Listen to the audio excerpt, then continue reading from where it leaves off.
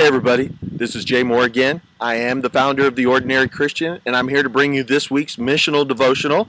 Hopefully you're finding these devotionals to be encouraging, empowering, and equipping, and that you're finding it so that you can go out and you can shine that light of Christ brightly in your part of this dark world.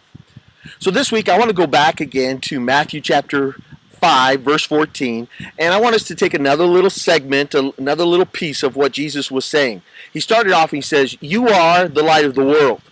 And we talked about it last week as being, you are the light that shines. Not that you're going to become the light one day or someday after you become more qualified, but you are. By virtue of your faith in Christ, you are the light.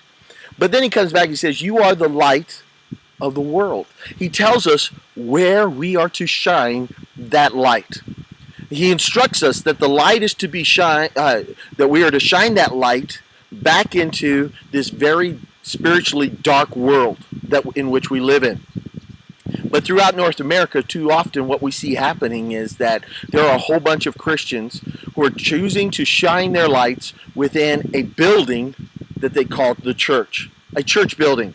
And you got, maybe 50 or 60, 100, 1,000, sometimes tens of thousands of people all crammed into this one location, this one place, and they're all trying to outshine each other. Some are shining this way and some are shining that way, and others are feeling, man, I can never shine so brightly. So they're just kicking back and they're just enjoying the show of other Christians who are shining brightly. But the reality is that Christ never commanded us or instructed us to shine our light in a building. He tells us the place to shine our light is back in our part of this dark world. He says you are the light of the world. We need to go back into the world. We need to get back into the streets. We need to get back out where the people who don't know Jesus are at and shine the light of Christ in front of them. We need to illuminate their dark world. They're blinded in darkness.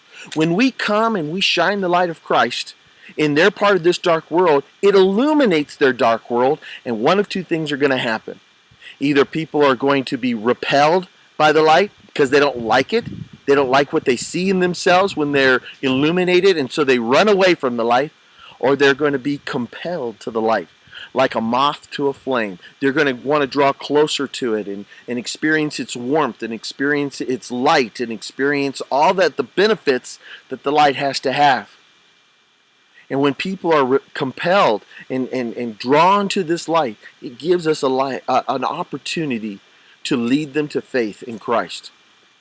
Throughout your part of the world, whether it be at your workplace, whether it be at your school, in your neighborhood, around your neighbors, your social groups. Maybe you like to go out square dancing, or maybe you like to go play bunco, or wherever you're out. You got all of these social networks of friends and relationships. This is the part of the dark world you're supposed to shine the light in. If you're a recovering alcoholic and you used to go to AA meetings, but now you don't because you're more involved in church, go back to the AA meetings. But go back and tell them about the one true, living, breathing God through Jesus Christ. Be the light back in this dark world. Get out of the buildings. Get into the world. Get out of the seats of the building. Get your butts back in the streets. And shine the light of Christ. I hope you have a good week. I hope I'm encouraging you.